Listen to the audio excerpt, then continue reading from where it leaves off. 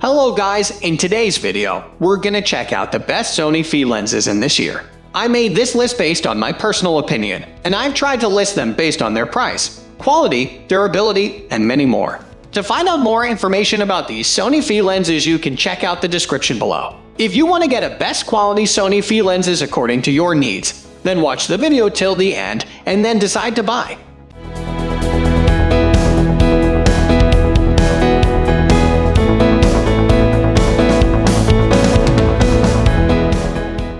At the first position of our list, we have Sony FE 24-105mm F4 G OSS. If I was traveling and only wanted to bring one lens with me, then it would most definitely be the Sony FE 24-105mm F4 G OSS lens. This lens is very sharp from 24mm all the way up to 105mm even when shooting at the maximum aperture of f/4. Roger Sakala has tested this lens over on LensRentals.com and says that it's better than Canon's own 24-105 F4 Roman IIIS lens. I don't own this lens myself, but when I have the cash to spare, I'll definitely be picking one up.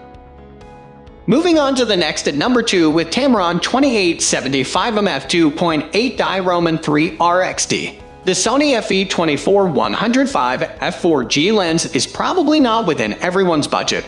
Or perhaps you simply want a wider maximum aperture. If this is the case, then thankfully Tamron had a home run when they announced their 2875mm F2.8 Di Roman III RXD lens for Sony E-mount. When this lens launched, it was sold out everywhere for over 6 months. Until then, if you wanted a similar focal range with f/2.8 aperture, your only choice would have been the Sony FE 2470 F2.8 G Master, which cost over twice the price of the Tamron. The lens weighs in at only 550 G, 19.4 Oz, and offers a level of sharpness that comes very close to Sony's 2470 F2.8 G Master.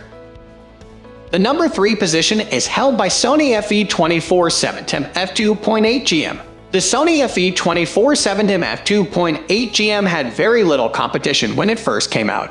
But now with the Tamron 2875 F2.8 and the Sigma 2470 F2.8 both offering exceptional alternatives at much more pocket-friendly prices, is it even worth you considering the G Master? If you want the best in autofocus performance, then this is still where the Sony G Master shines. But the Sigma 2470 F2.8 just has a little more sharpness in the center of the image. Build quality is excellent and the lens is sealed to protect it from both dust and moisture. Vignetting and chromatic aberrations are well controlled, but vignetting when shooting wide open at f/2.8 will require correction unless you have in-camera corrections turned on and shoot JPEG.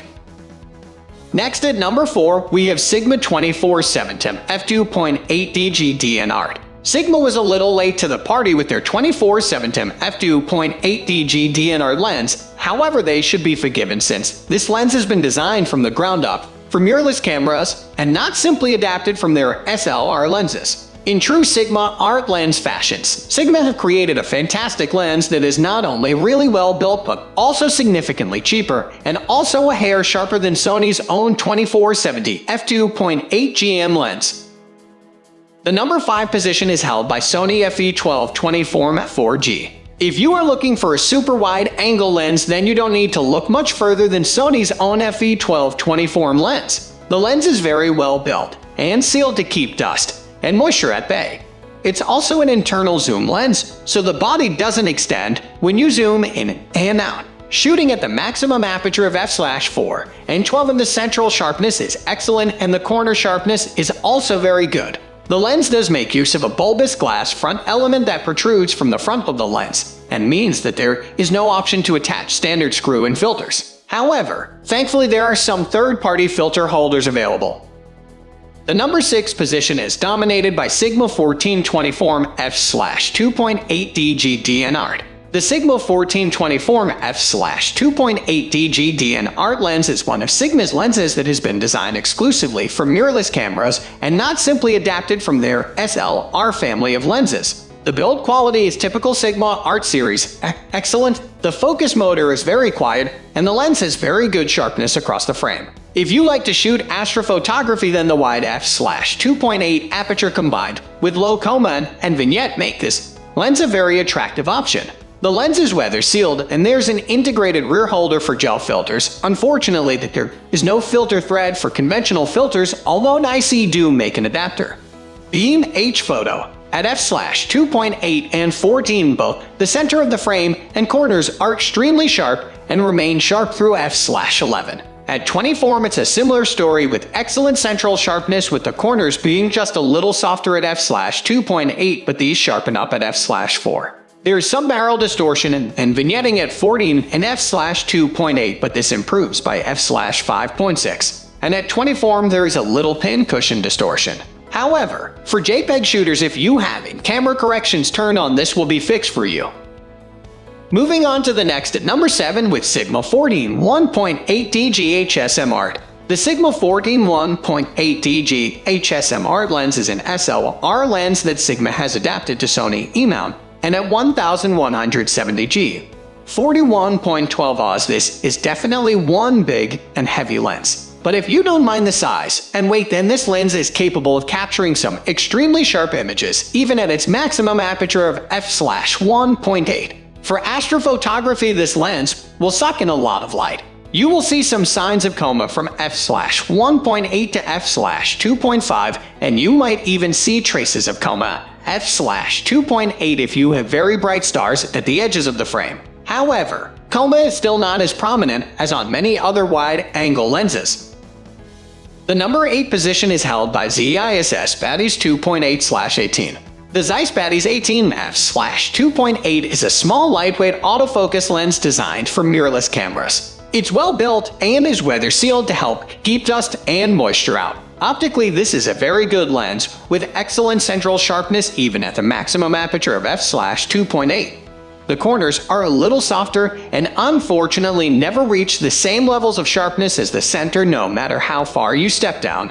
The autofocus is fast and quiet, and they're an infinite scroll focus ring for when you want to focus the lens manually, along with an OLED display that shows the distance and depth of field to ensure the focusing range can be perfectly set. Coma performance is very good even when shooting wide open at f/2.8. However, the lens does exhibit some fairly heavy vignetting and moderate distortion that you will most likely want to correct in post. Next at number 9, we have Sony FE 1635mm f2.8 GM. The Sony FE 1635mm f2.8 GM is really a must-have lens if you like shooting landscapes and astrophotography. However, being a GM lens, it unfortunately does not come cheap. Weighing in at a hefty 680 grams and 23.9 ounces, this isn't the lightest of lenses. Thankfully, the image quality is well worth the weight penalty. This lens is sharp across the frame, even shooting wide open at f/2.8. There are 11 circular aperture blades that deliver lovely smooth poke. Always subjective. I purchased this lens not long after picking up my Sony A7R Roman II, and although I don't use it a great deal these days since I'm shooting more wildlife than landscapes, I can't quite bring myself to let it go. Finally, the number 10 position is dominated by Sony Vario-Tessar T FE 1635mm F4 ZA OSS. With a hefty price tag of the Sony FE 1635mm f2.8 GM lens, you might be glad to know that the Sony FE 1635mm F4 ZA OSS is a lot more affordable. It's not quite as sharp as the GM lens, and the maximum aperture is only f/4. However, if you don't shoot a lot of astrophotography or indoors, then f/4 will often be more than bright enough. At around 160 grams, 0.64 Oz, lighter than the GM version, and smaller as well.